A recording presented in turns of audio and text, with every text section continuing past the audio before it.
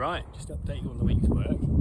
So we've been creating this gravel slash dry garden. So the idea behind the project was to create an enclosed area in front of the summer house and then plant it up with drought tolerant planting. Seems a bit mad to be doing this in February, but we plant now and the plants are established, get their roots away, ready for the spring. So we've decided to add a pergola in the middle there with slatted trellis behind. We have a couple of roses that are growing up into there as well. Stepping stones walkway through into the middle of the garden, and then behind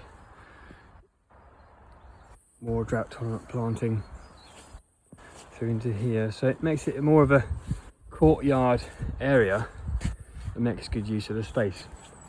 The reason for this project was to make the garden a bit more manageable, and of course if you remember last spring and summer of 25 we had extraordinary drought and still our reservoirs are not quite filled to capacity. We haven't had the rainfall we needed over the winter, so we thought we'd try and combat that, try and make a garden that's drought tolerant and yet still has a good show and display of flowers.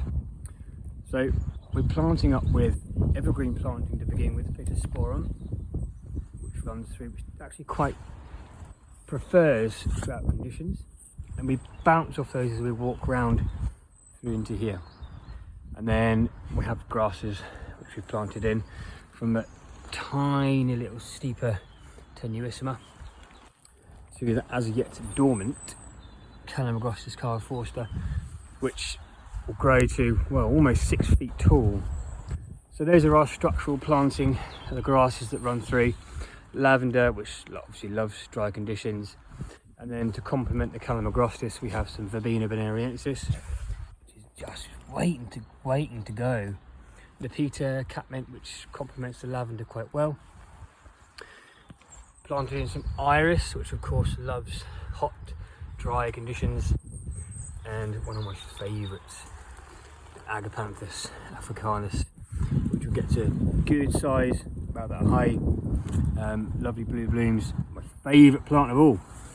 Behind the trellis, obviously a bit more shaded area, we have got some Euphorbia davidii, which will just sit there, do its evergreen thing and provide that pop of lime green colour in the spring, coupled with the grasses in there.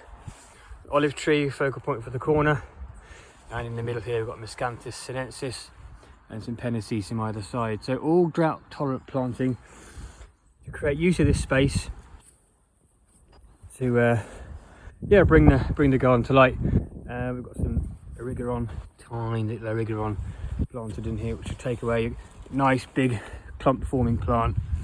Erigeron cardis canarius, which should do nice in here. And then we've got the 2 roses, Peter Beals one, and David Austin rose, Generous Gardener, and Strawberry Hill. So overall,